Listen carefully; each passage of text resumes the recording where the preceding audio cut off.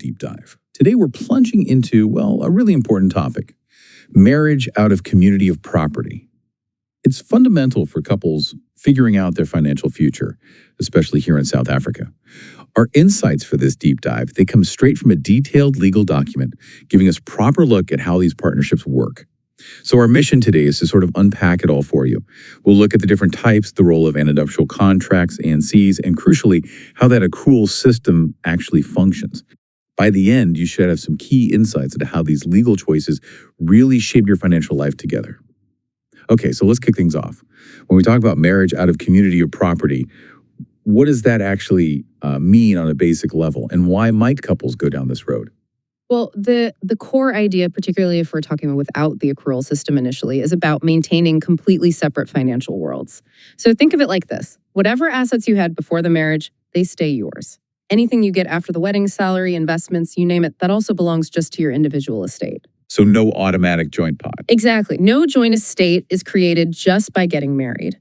Now, that doesn't mean you can't own things together. You absolutely can, like, say, the family home. Okay. But the way you co-own it is different. It's like any two people owning shares in something, normal co-owners. Okay. Not the tied co-ownership you see in community of property where it's all sort of indivisibly mixed. Yeah, that's a key distinction. And a practical point for things like houses, immovable property, it must be registered in both your names to be effective against third parties, like banks. What this means day to day is you both keep full legal control over your own stuff. You don't need your spouse's permission to manage your assets. You can even make contracts with each other. And a big one for many, you're generally not liable for each other's debts. Generally. There's a catch. There is one important exception: household necessities. Things like, groceries, utilities, maybe rent. For those basic household running costs, you're both jointly and severally liable. So you're both on the hook for the basics. Yeah. Makes sense. Okay, so wanting that clear financial line is understandable.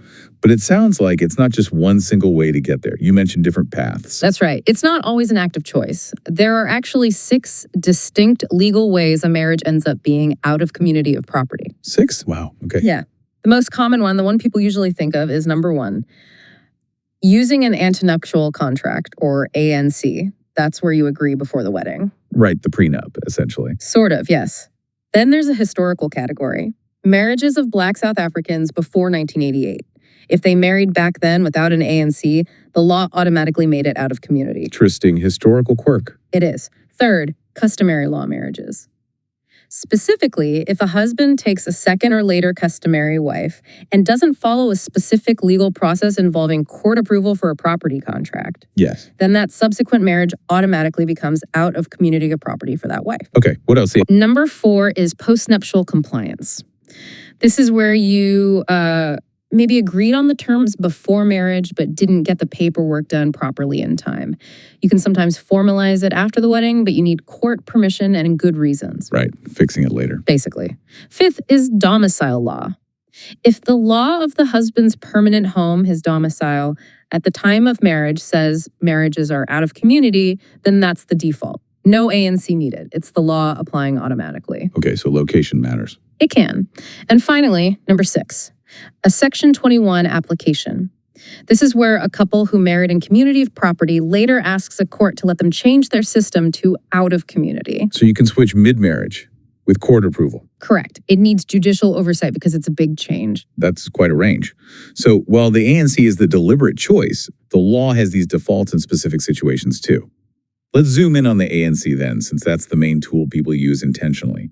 What exactly is it, and why is it so significant? The ANC is, well, it's your financial blueprint for the marriage.